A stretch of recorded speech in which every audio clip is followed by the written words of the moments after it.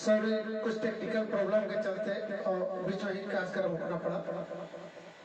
तो ऐसा बोल रहा था कि पंकज उदास जी का जो गजल है वो पारिवारिक मनमुटाव को खत्म करने के लिए, आपसी समझौता करने के लिए, पत्नी महबूबा को मनाने के लिए बहुत ही कारगर साबित हुआ करता था उन दिनों में। क्योंकि उन दिनों में एक जो आजकल व्हाट्सएप, मोबाइल का जो गैजेट है वो गैजेट नहीं हुआ करता था, और यूं कहे कि लोगों में आपसी प्रेम भाव ज्यादा हुआ करता था, अहम नहीं होता था। आज के जमाने में थोड़ा अहम ज्यादा हो गया है। लोगों एक दूसरे से बात करना, अपनी गलती को मानना में थोड़ा कठिनाई महसूस होती है, शर्म महसूस होती है। तो ये उस जमाने की गाना है, गजल है, जब ये सब मुझे नहीं था। तो आइए शुरू करता हूँ पुनः।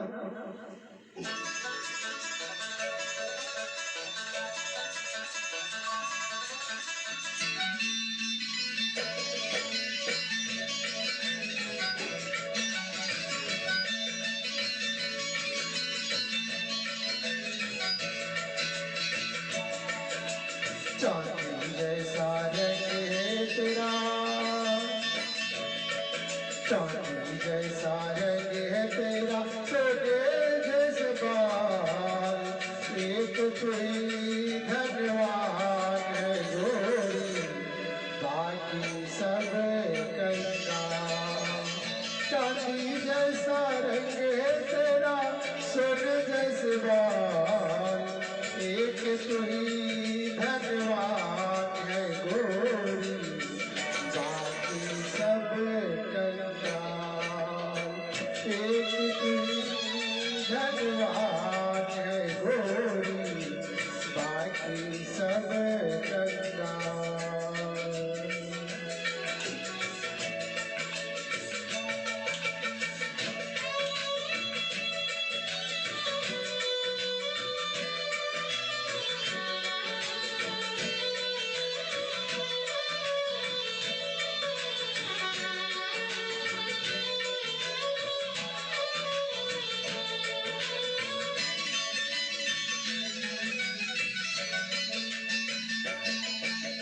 किस रास्ते से तू गुजरे वो फूलों से भर जाए, जिस रास्ते से तू गुजरे वो फूलों से भर जाए। तेरे पाँव की कोमल आहट सुध भाग जगा, जो पत्थर को छूटे गोरी वो हीरा बन जाए। तू जिसको मिल जाए, तू जिसको मिल जाए हो जाए मालमाल। एक तू ही धनवान है गोरी, बाकी सब कंगाल। चांदी जैसा रंग है तेरा, सोने जैसे बाल, एक तू ही धनवान है गोरी, बाकी सब कंगाल।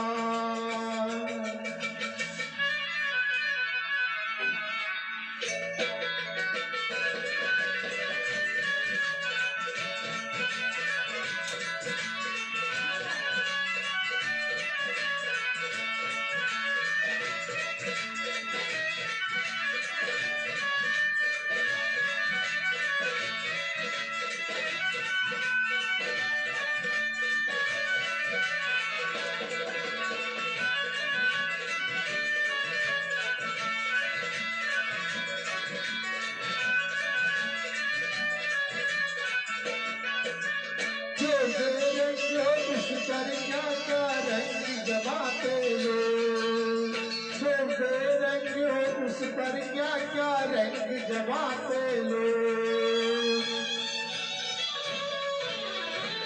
जो बेरंग हो उस पे क्या क्या रंग जमाते लो। तू न जाने कैसे रूप चुराते लो, न भर भर देके तुझको, नजरे भर भर देके तुझको आते जाते लोग, शैली छबीली रानी थोड़ा घूंघट और निकाल, एक तू ही धन्यवाद है गोरी, बाकी सब गंगा। चांदी जैसा रंग है तेरा, सोने जैसे बाल, एक तू ही धन्यवान है गोरी, बाकी सब गंगा।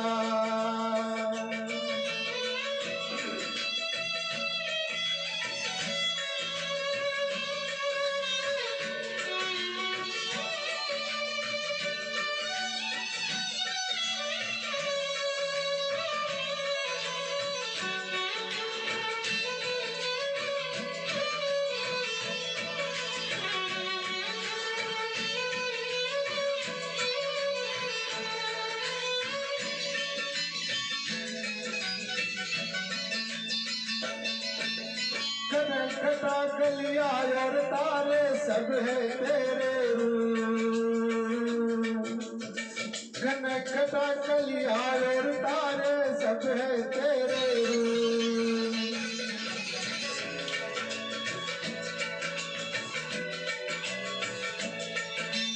गजल हो या हो गीत हो तेरे सब में तेरा रूप, चमकती रहे हमेशा तेरे हुस्न की धूप, तुझे नजर ना लगे किसी की,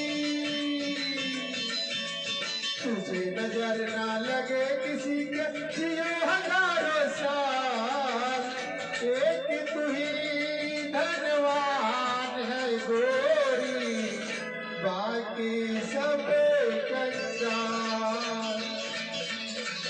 चांदी जैसा रंग है तेरा, सोने जैसे बाल, एक तू ही धन्यवान है गोरी, बाकी सब कंगाल।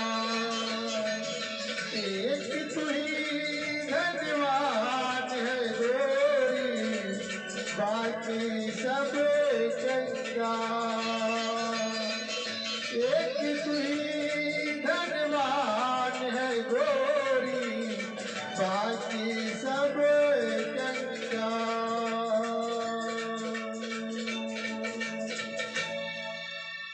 धन्यवाद दोस्तों। नमस्कार साथियों, बड़े बुजुर्गों, मैं सीताराम प्रसाद पूर्व नौसैनिक, आप तमाम कदमवा पंचायत वासियों के साथ ही संपूर्ण भारतवासियों को गणतंत्र दिवस की अग्रिम बधाई देता हूं और स्वतंत्रता दिवस और गणतंत्र दिवस को हासिल प्राप्ति करने में जो अहम क्रांतिकारी वीर महापुरुष योद्धा सुभाष चंद्र बोस,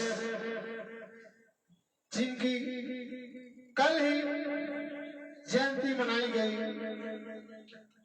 मैं याद दिलाना चाहता हूं कि तुम मुझे खून दो, मैं तुझे आजादी दूंगा के नारे के साथ अंग्रेजों के छक्के छुड़ाने वाले महान महापुरुष, महान क्रांतिकारी को नमन करता हूं और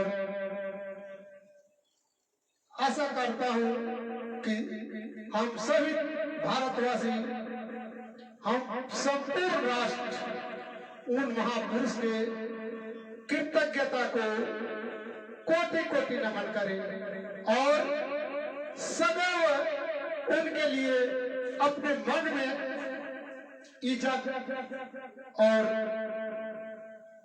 सम्मान बना के रखे। यही उन महापुरुषों की सबसे बड़ी सम्मान होगा।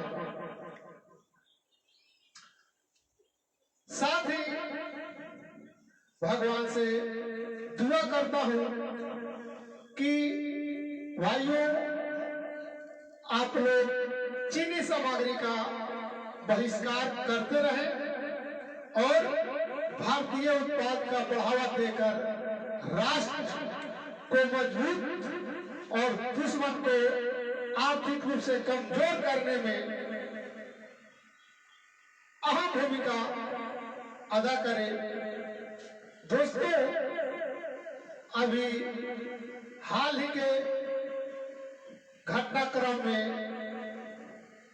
चाइना को विश्व स्तर पर, वैश्विक स्तर पर एक जालसाज, फ्रॉड और नकली उत्पाद बनाने के लिए और लोगों को ठगने के लिए बुरी तरह से हम लोग उसके नकाब और चेहरा को उतार दिए हैं और पूरा विश्व उसका विकल्प भारत की तरफ देख रहा है।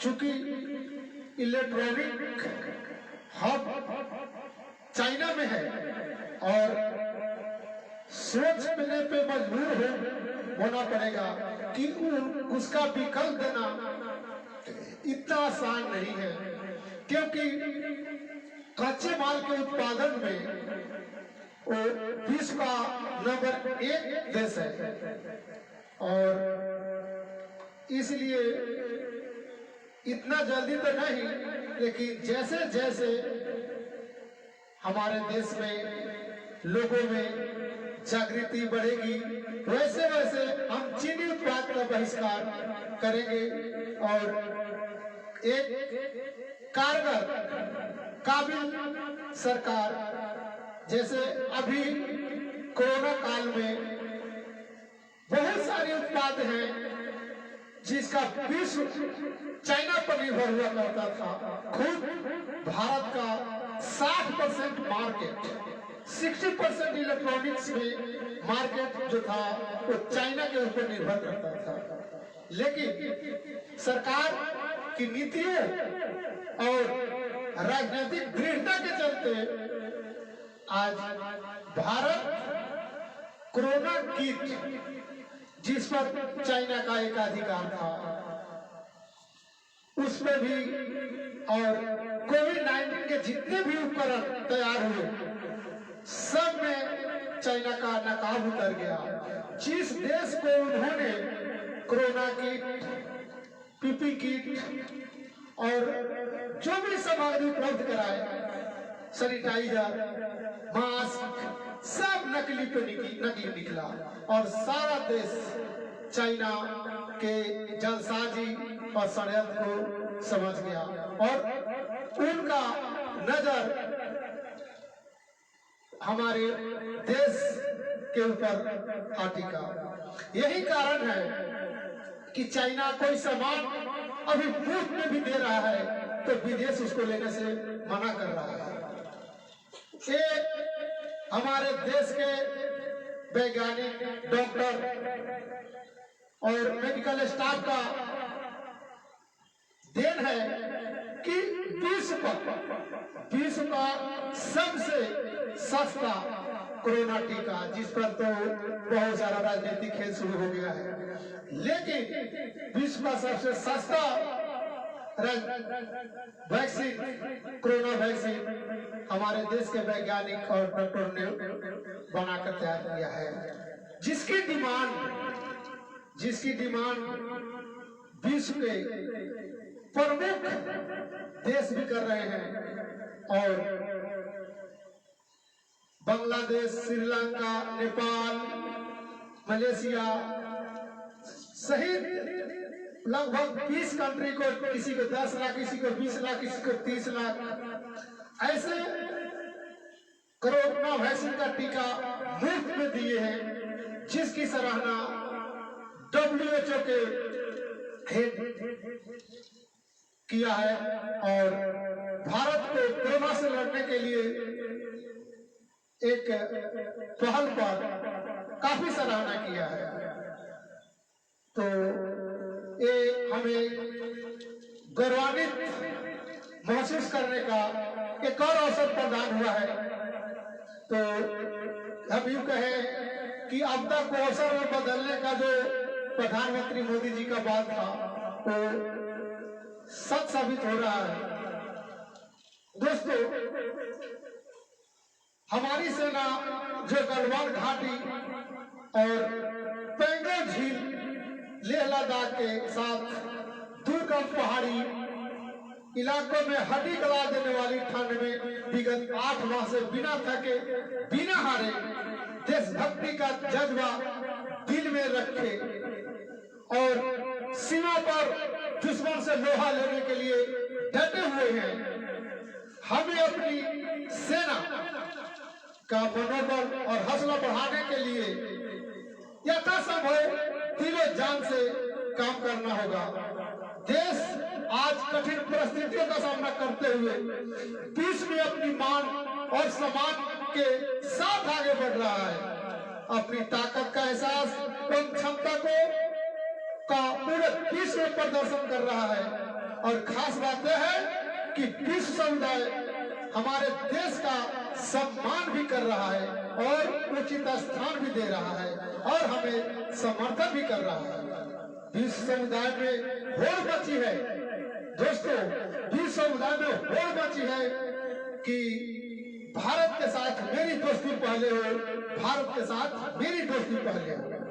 यह सबको आश्रय हम सभी देश के नौजवान साथियों, सैनिकों, किसानों, मजदूरों को दिन रात का मेहनत और देशभक्ति का जज्बा ही भारत का समृद्धि, सफलता, एकता से विश्व की निगाहें अपनी ओर आकर्षित करने में कामयाब हुई है। देश एक तरफ निर्बाध रूप से आगे बढ़ रहा है, विश्व में सबसे सस्ता कोरोना वैक्सीन बनाकर सुर्खियां बटोर रहा है, विश्व के कई छोटे और बड़े देशों का सप्लाई कर रहा है। वहीं इस वैक्सीन को लेकर विपक्ष के कई नेताओं का बयान दिग्भ्रमित करने वाला है, जो बड़ी ही दुर्भाग्यपूर्ण है। विश्व के सभी देशों, अमेरिका, ब्रिटेन, फ्रांस, जर्मनी समेत कई देशों में सराहना की है। वहीं विश्व स्वास्थ्य संगठन इस कोरोना वैक्सीन की जांच के माध्यम से मंजूरी दिया है। तो दोस्तों, यदि मान भी लिया जाए कि मोदी जी कोई नाटक ही कर रहे हैं, तो विश्व स्वास्थ्य संगठन मोदी जी के बातों में कैसे आ सकते हैं? वो तो नहीं आ सकते। वो तो एक निष्पक्ष स्वास्थ्य एजेंसी है जो विश्व स्तर के कार्यों को देखती है। एक बार पुनः कहना चाहता हूं कि जहां विपक्ष को विरोध करना है वहां जरूर करें, लेकिन जहां देश की मान सम्मान, राष्ट्रीय एकता, अखंडता, आम जनता के हित में कोरोना वैक्सीन का टीकाकरण का विरोध कर रहे हैं, वो देशद्रोह जैसा हरकत न करने का मैं आग्रह करता हूं।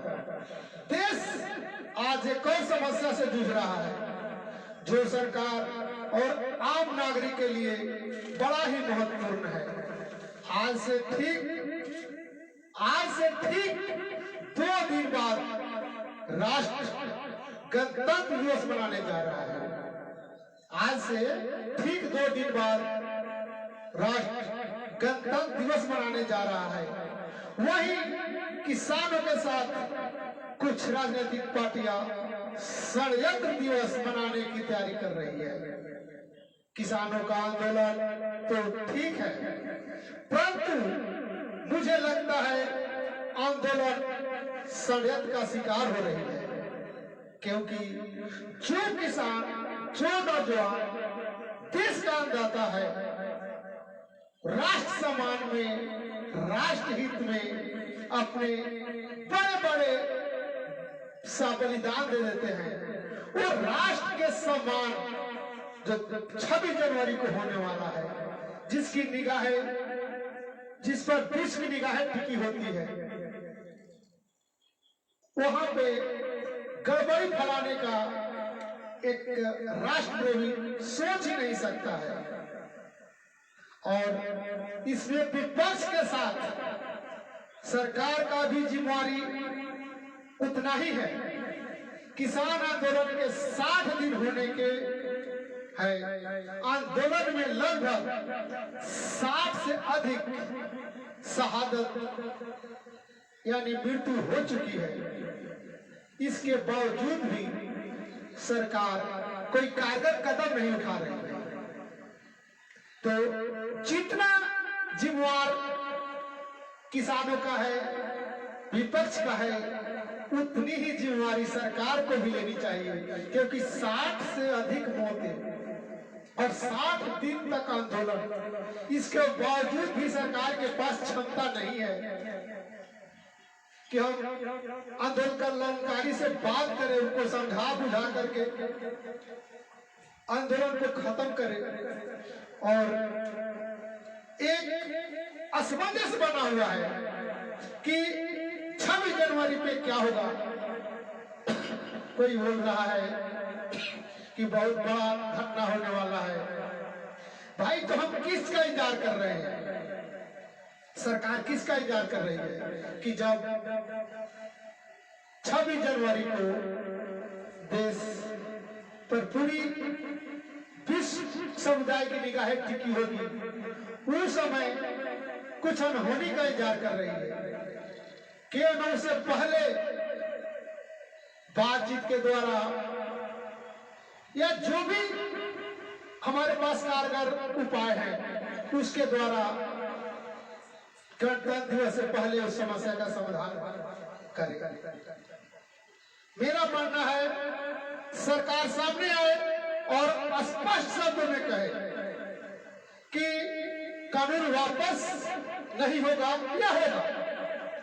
कानून वापस नहीं होगा, परंतु जो राज लागू नहीं करना चाहता है वो राज लागू नहीं करेगा।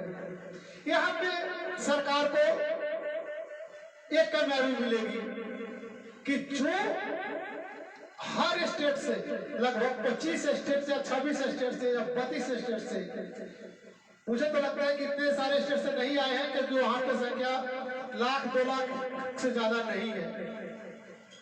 तो सरकार की पहली कामयाबी होगी जब ये अनाउंस करेगा कि कानून वापस नहीं होगा, लेकिन जो राज्य सरकार इसे लागू नहीं करना चाहती है वो इसे लागू न करेगा। तो क्या होगा? पंजाब का किसान अपना झोला झंडा उठाएंगे, चल पड़ेंगे पंजाब। हरियाणा के किसान झोला झंडा उठाएंगे, चल पड़ेंगे हरियाणा। मनोहर लाल खट्टर से हिसाब मांगने पंजाबी लोग कैप्टन अमरिंदर सिंह से हिसाब लेने पहुंच जाएंगे। राजस्थान के लोग किसान अशोक गहलोत से हिसाब लेने पहुंच जाएंगे। उड़ीसा के लोग बिजू पटनायक साहब से हिसाब लेने पहुंच जाएंगे। और दिल्ली के सीमा पर जो इतनी भारी तादाद झारखंड के किसान झारखंड में पहुंच जाएंगे। तो मेरा तो मानना है कि सरकार भी गंभीर नहीं है और सरकार भी कुछ अनहोनी होने का इंतजार कर रही है। तो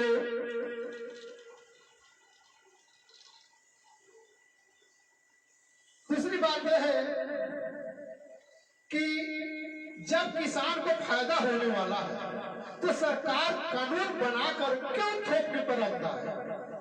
आप अपने को कानून से अलग कर लीजिए। देश के विभिन्न हिस्सों में कॉन्ट्रैक्ट फार्मिंग हो रही है।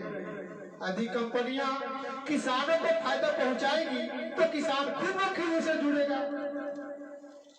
किसान कंपनियों से अनुबंध करेगी, सरकार को उतावलापन दिखाने की कोई जरूरत नहीं है, कोई औचित्य ही नहीं है। मैं एक छोटा सा उदाहरण देता हूं कि दूध उत्पादक के क्षेत्र में जो डेयरी प्रोडक्ट जो चल रहे हैं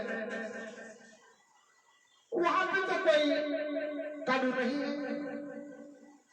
फिर भी गांव गांव के दूध उत्पादक इन कंपनियों से जुड़ी हुई है।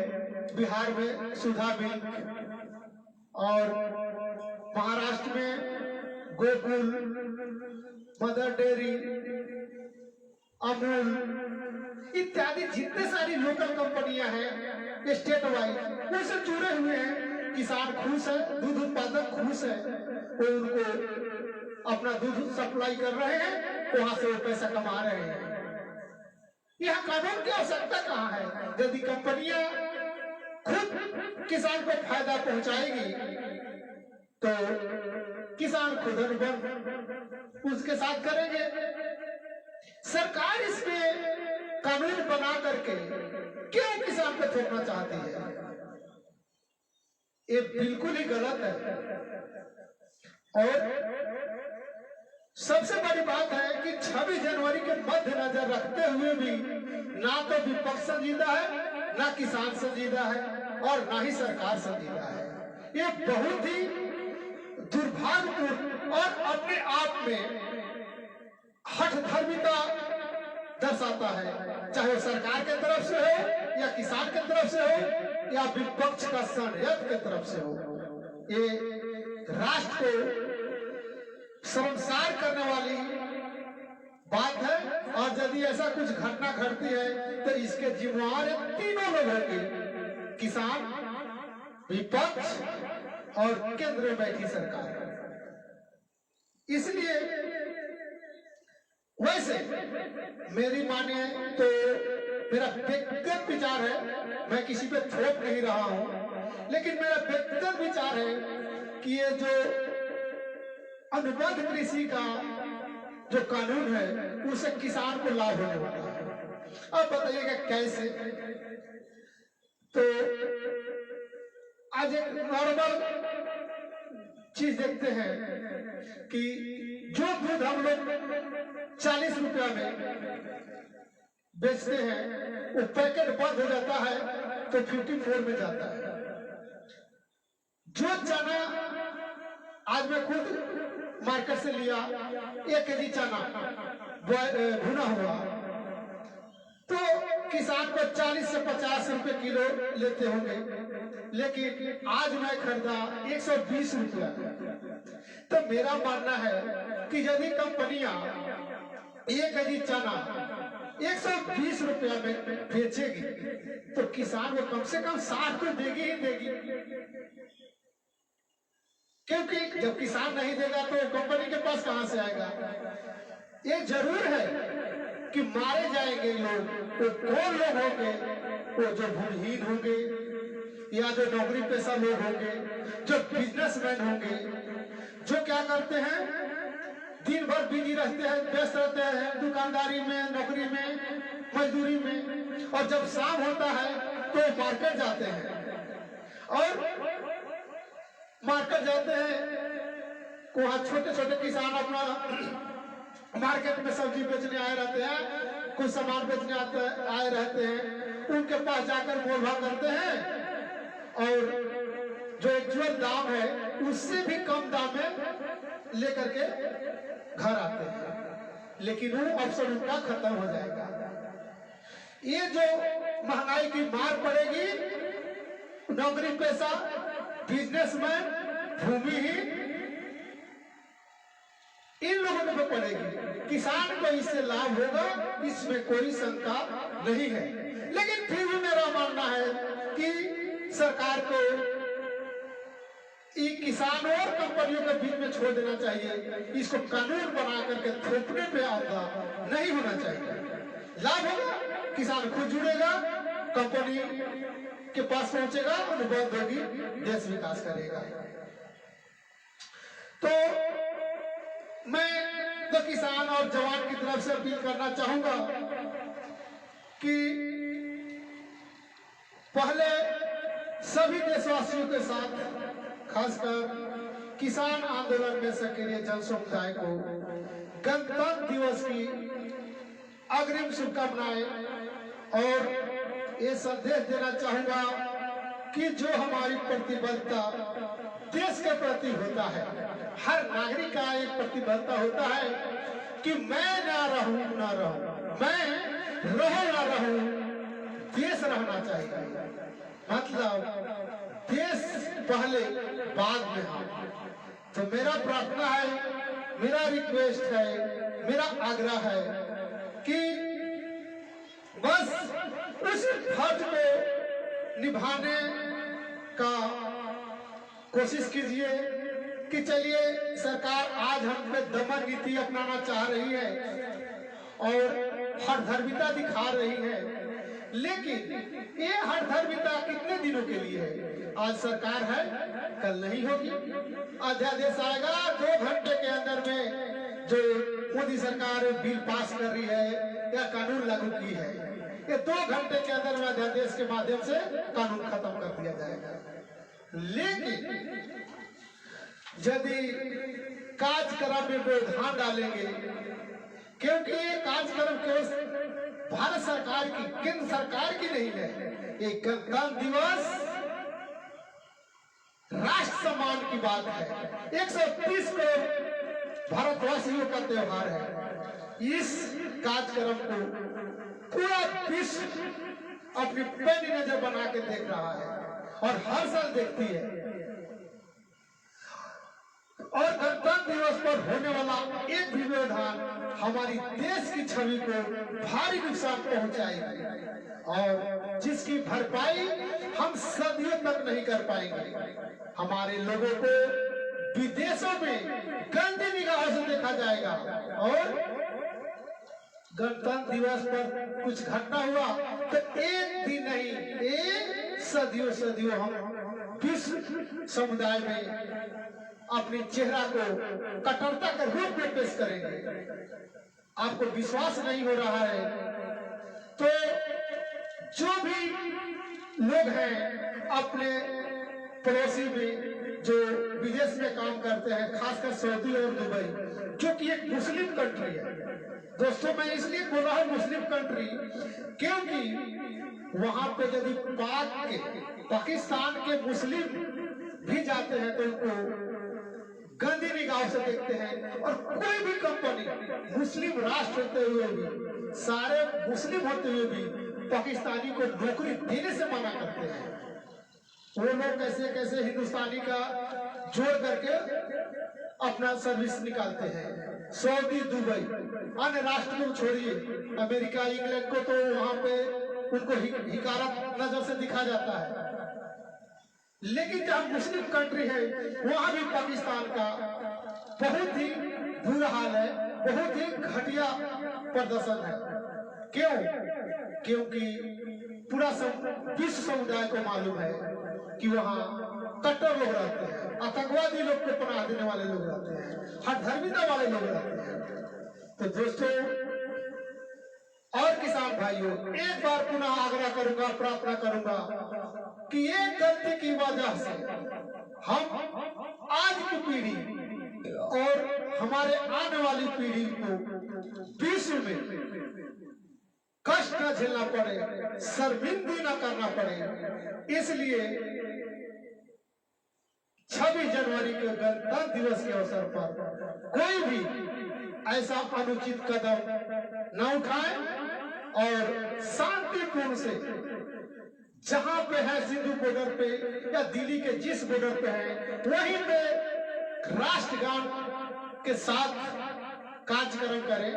कोई भी मार्च, ट्रैक्टर मार्च, भाला मार्च, पैदल मार्च ना निकालें।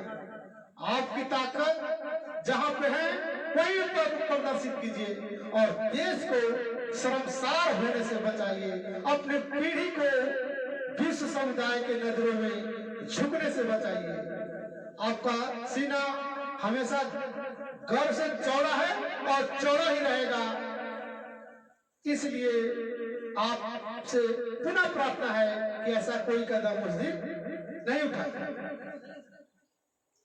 दोस्तों, इसी के साथ मैं इस कार्यक्रम का समाप्ति यहीं पे करता हूं और आशा करता हूं कि सरकार इस विषय को गंभीरता से ले और गणतंत्र दिवस में किसान संगठनों से यथासंभव हो बात करें और इस गतिरोध को खत्म करें और गणतंत्र दिवस बड़ी ही धूमधाम से मनाया जाए, जो कि जिसकी प्राप्ति में हमारे देश के बहुत से सपूतों को अपने प्राणों की आहुति देनी पड़ी है। उनकी शहादत को गाली नहीं सम्मान देने का काम करें। तो मेरा सरकार से भी अपील है और विपक्ष से भी अपील है और किसान नेताओं से भी अपील है कि ऐसा कोई कदम न उठाए जिसे राष्ट्र को विश्व समुदाय के आगे शर्मसार होना पड़े। इन्हीं आशा और आकांक्षाओं के साथ जय हिंद, जय भारत, धन्यवाद।